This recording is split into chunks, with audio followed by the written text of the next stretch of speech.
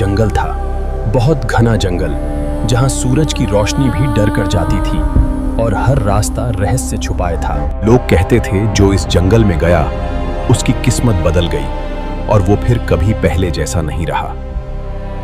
इसी जंगल के बीच छुपा था एक प्राचीन मंदिर, जिसके बारे में सुनते ही दिल कांप उठता था। कहा जाता था इस मंदिर तक जाने वाला रास्ता खुद काल की निगरानी में रहता है और किसी को नहीं छोड़ता।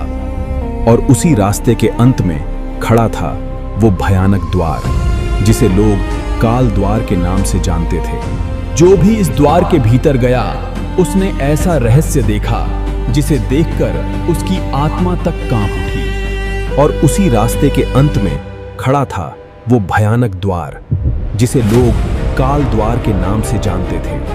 उस रात मंदिर के भीतर कोई शक्ति जाग उठी और पूरे जंगल में अजीब सी ऊर्जा फैल गई। तभी आकाश गूंज उठा और ऐसा लगा जैसे स्वयं महादेव अपने रुद्र रूप में प्रकट होने वाले हैं। डर के बावजूद उस भक्त ने मंदिर के भीतर कदम रखा और अपनी किस्मत को स्वयं चुनौती देने का साहस किया। अचानक मंदिर की दीवारों से एक रहस्यमयी आवाज गूंज उठी, जिसने भक्त के हृदय में डर और भक्ति भर दी। आवाज ने चेतावनी दी कि यह स्थान साधारण मनुष्यों के लिए नहीं और यहाँ केवल साहसी ही आगे बढ़ते हैं। धीरे धीरे काल द्वार अपने आप खुलने लगा और मंदिर के भीतर से अजीब सी ऊर्जा बाहर फैल गई। द्वार के भीतर एक ऐसा संसार छुपा था जिसे देखकर भक्त को लगा मानो वह किसी और लोक में आ गया। वहां एक अग्निवृत्त के सामने खड़े होकर भक्त को अपनी आस्था और साहस की परीक्षा देनी थी और परीक्षा बहुत कठिन थी। तभी अग्नि नीली हो उठी और आकाश से प्रकाश गिरा, मानो स्वयं देवताओं ने संकेत दिया हो। भी भक्त को आभास हुआ कि कोई अदृश्य शक्ति उसके चारों ओर घूम रही है और उसकी आत्मा को परख रही है। मंदिर के भीतर काल की छाया पहरेदार बनकर खड़ी थी, मानो किसी को आगे बढ़ने से रोक रही हो। अचानक धरती कांप उठी और चारों ओर अग्नि प्रकट हो गई, जैसे किसी महाशक्ति का जागरण हो रहा हो।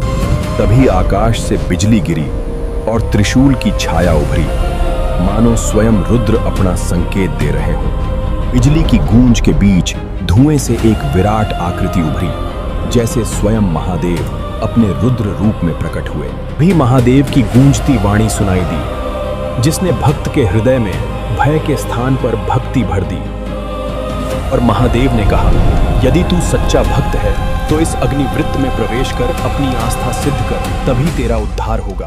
डर को त्याग कर भक्त ने महादेव का नाम लिया और बिना हिचकिचाए अग्निवृत्त की ओर कदम बढ़ाए। से ही भक्त ने अग्नि में प्रवेश किया, आग शांत हो गई और दिव्य प्रकाश चारों ओर फैल गया।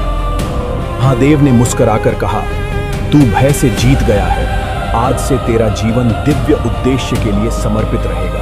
काल की छाया धीरे धीरे विलीन हो गई, जैसे स्वयं मृत्यु भी महादेव के सामने नतमस्तक हो गई हो।